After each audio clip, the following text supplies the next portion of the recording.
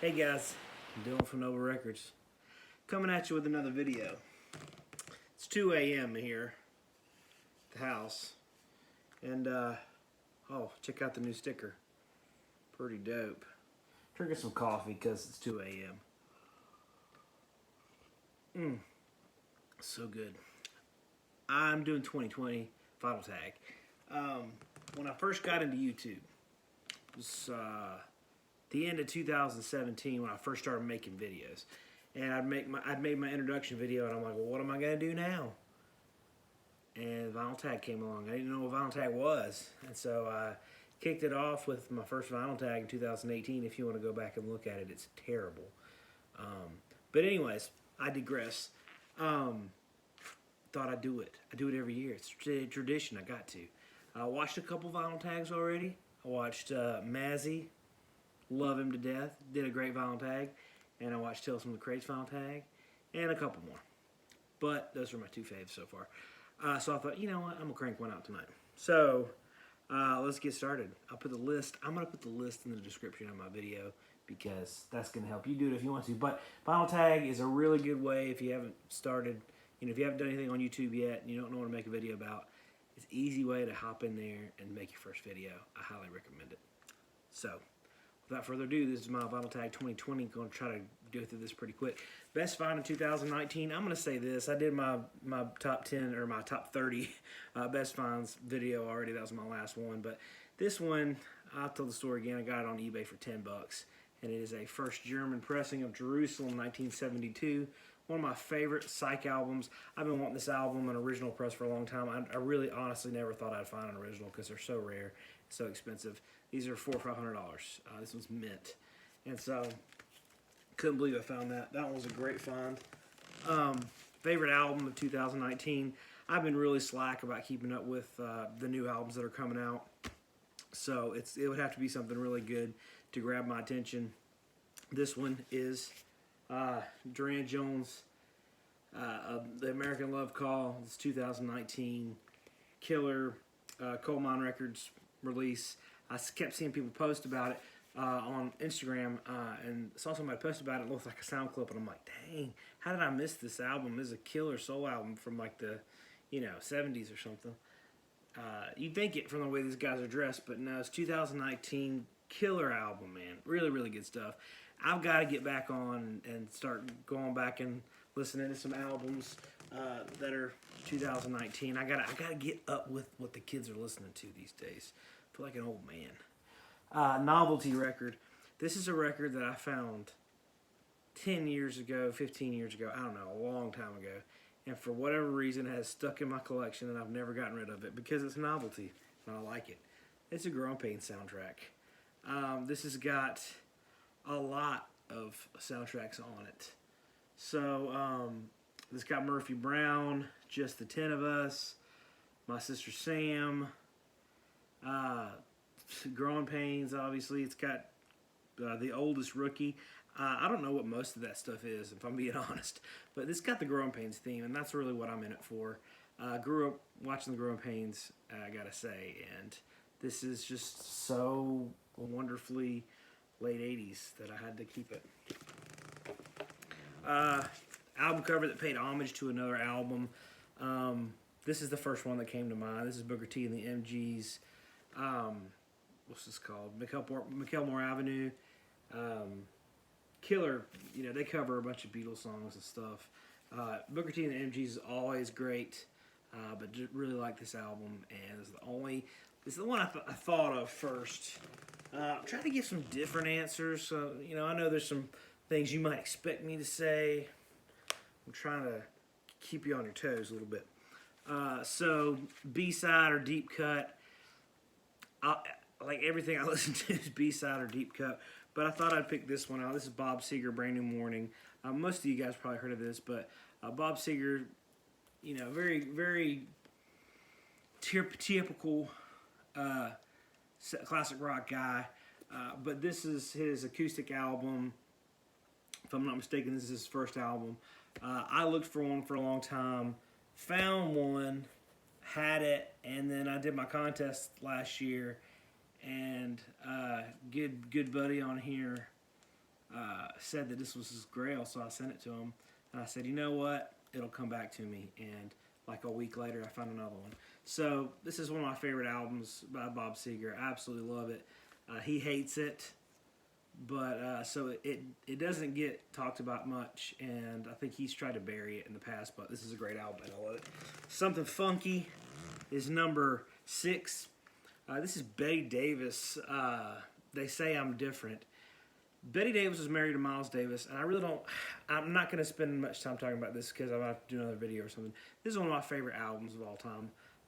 I got this year, and it's phenomenal. It's a repress. I need to get an original, but this is a phenomenal, the funkiest album you've ever heard in your life. It is so funky.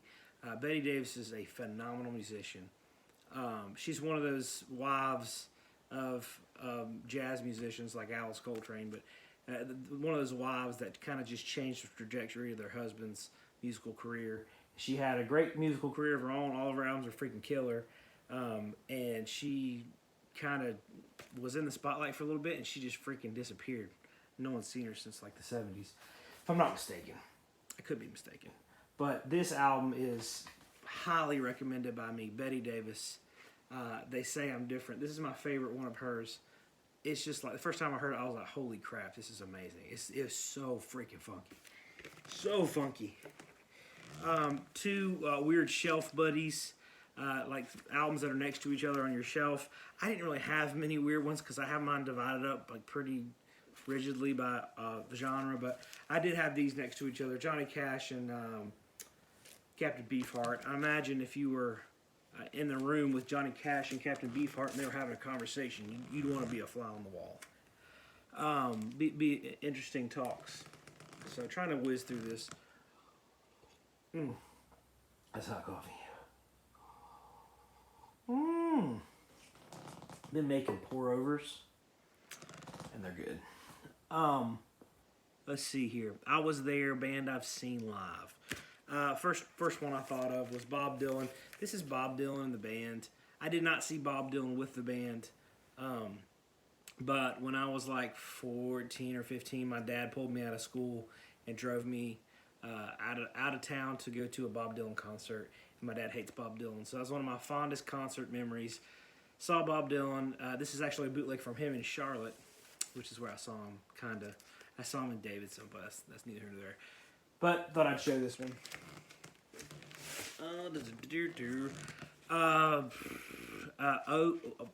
A repress that you have that you wish you had an original copy of. This is Orangutan, just killer psych rock. And I know you guys make fun of me for saying killer all the time, but I run out of adjectives. This is killer. It's great. Psych rock, heavy fuzz guitar, one of my absolute favorites. And I've been looking for an original. I haven't found one yet, but I have a feeling 2020 it's going to happen. Let's see, a discography you own. You're going to think I'm going to say Zeppelin, but I'm not, because you guys know I own the discography of Zeppelin. Soundgarden, I own all of Soundgarden's original first pressings. They're one of my absolute favorite bands. Love Soundgarden so much. So it took me a while, but I got all the original pressings. Interesting, unique center label. I've got one at the shop that's really, really unique, but I didn't bring it home.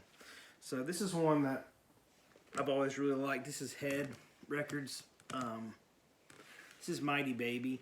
I haven't seen a lot of those Head labels, but that's just a unique label. I've always really liked it.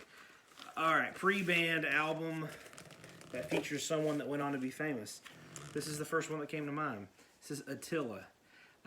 Really killer acid psych, heavy metal with some just fuzzy organ solos, like just that for days. It's so good. But this striking young man with the long hair and the mustache is, you guessed it, Billy Joel. This is the best thing Billy Joel ever did, and that is a scientific fact. You can't argue. It's so good. Attila, one of my, like, seriously top psych albums, and it was him. It's unbelievable that it is, but it is. Musical book you'd recommend. I've got two. This one, highly recommend this, okay? This is 1001 Albums. It has a few different covers. I think there's one that has like a kid flying a kite on the cover. But anyways, the 1001 Albums. This book changed my life. No joke. I kind of got to a place, I don't know, 8 years ago maybe, where I was working at a place where I had like internet access. I could listen to headphones all the time. I was doing graphic design at the time. And I was like running out of things to listen to. I was listening to the same stuff all the time. And I found this book at a bookstore, a used bookstore. I think I paid like $5 for it. You can get these online for $5-10 easy. They're cheap, but it starts off with like Frank Sinatra or Elvis, and it goes through. It's 1,000 albums, and I went and there's like also a list online if you don't want to buy the book, and I printed off the list and I scratched off, and I got through like the 80s I think, but listened to every single album, and it turned me on to so many good albums I'd never heard of. I mean, some of them like Electric Prunes, Loretta Lynn, The Byrds, Velvet Underground and Nico. Like when I listened to Velvet Underground and Nico when I was going through this, it finally stuck and I loved it. Tim Buckley, never really listened to Tim Buckley before. It's got 13 Floor Elevators, Mamas and the Papas. Man, some really good stuff in here. But I discovered so many albums by this. So if you want to get into psych, if you want to get into jazz, if you want to get into soul, if you want to get into funk, it's got all that in it and the must listen to albums. So this is one, I almost want to go through and collect every album in this book because it's so good. But that's one I highly recommend, 1001 Albums. And then, this is the obscure one. You're not going to be able to find this if you don't already have it. This is The Endless Trip. Really, really, really good, sought-after book. This is an expansive catalog of U.S. psychedelic bands and albums.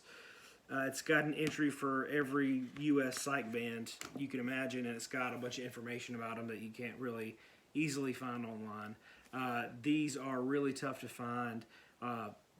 Maybe it might have been last year, one popped up on eBay for like $75 or something, and this one, and I grabbed it because these go for like, I don't remember, several $100s because they're out of print. Hopefully they're going to put out another edition of it soon and people will be able to afford it and buy it. But that's a really killer resource if you can find that. Underrated album, I've said this 1,000 times. This is Led Zeppelin Presence. I think this is criminally underrated. It's got some really killer songs on it. Nobody's Fault But Mine is like just absolutely killer track. This is a Japanese pressing of it. But Achilles' Last Stand, that's another killer one. But this one, it just jams from front to back. And if you think about it, you're like at first thought, you're like, oh, that's one of those later Zeppelins. It's not very good. This one's really, really good. So if you haven't listened to this in a while, throw it on and tell me what you think. I think it's very underrated. Let's see. Oh gosh, I picked 2 underrated albums. Isn't that weird? This is the other one I picked since I'm here. Cold War Kids, Mine Is Yours. This one is like sentimental to me. I listened to it like through some really tough times. I had like really crappy jobs, and I was listening to this like over and over and over and over and over again.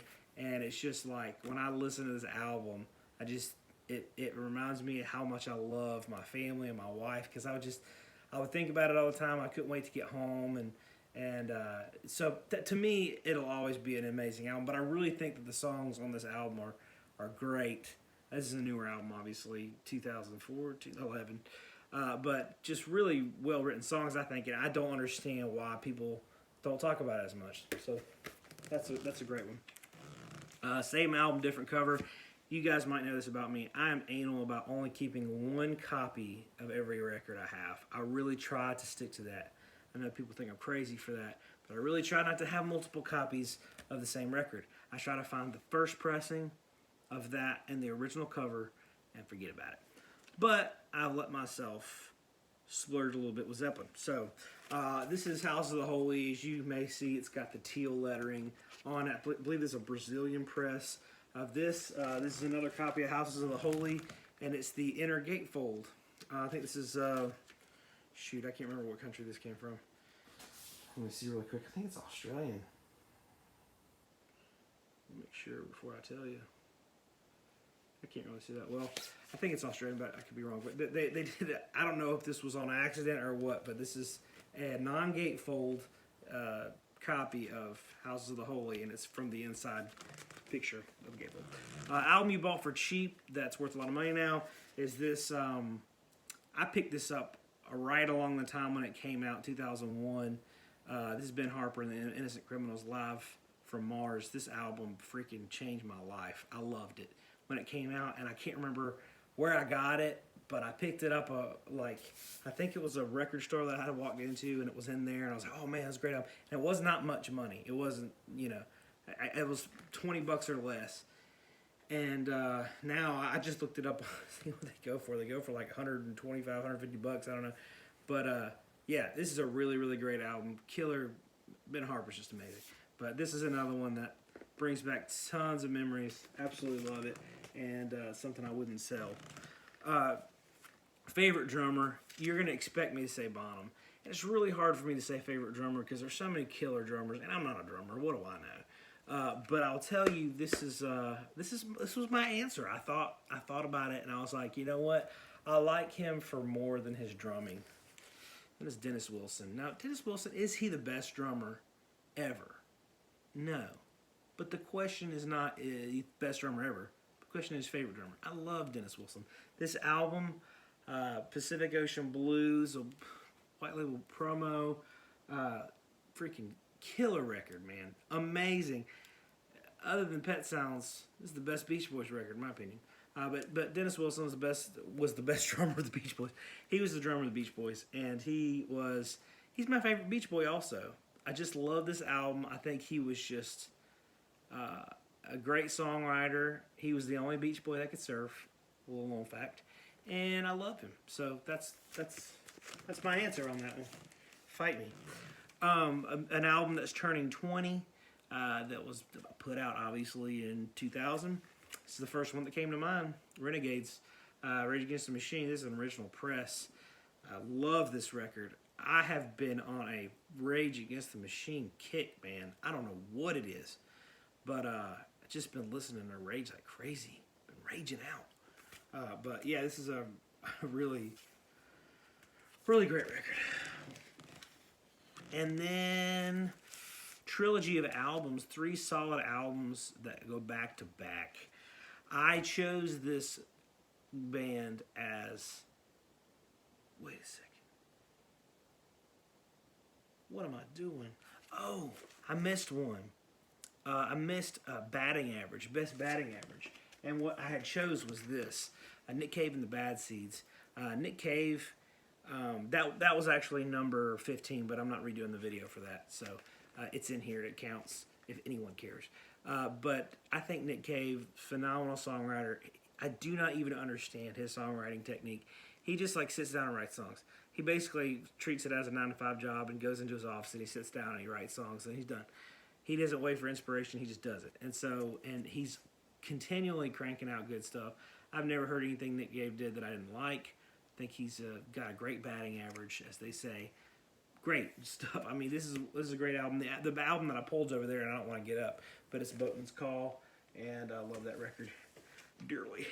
But this next band I was going to choose for batting average, but I didn't because they have such a killer trilogy. And I feel like this is obvious, so I'm sure other people have chosen it. If they have, I'm sorry, but I had to say Stooges. So this is Stooges first pressing, and the very first pressing doesn't have the Stooges font right here. It's just blank, so that's what that is. First pressing. This is the first pressing of Stooges Funhouse, killer, and Raw Power. So that was the great trilogy question answered. So I hope you guys hope that satisfied your vinyl tag needs and wants. A lot of people do shout outs at the end. I've been liking Bob Bradley's videos, obviously Mazzy's great videos. A Digital Gramophone, he's a neighbor over here, he comes to my shop all the time. He's great. But there's a lot of great stuff out there. I haven't been able to watch videos as much as I want to lately. Like, I've just been trying to keep up with the guys I've been watching for a long time. Dan, Dots and Loops, you know, hey, where's Matt Sands and when's he gonna do another video? Where you at, bud? If you're watching this, holla. So anyways, hope you guys are doing good, and until next time, you tag, you're it.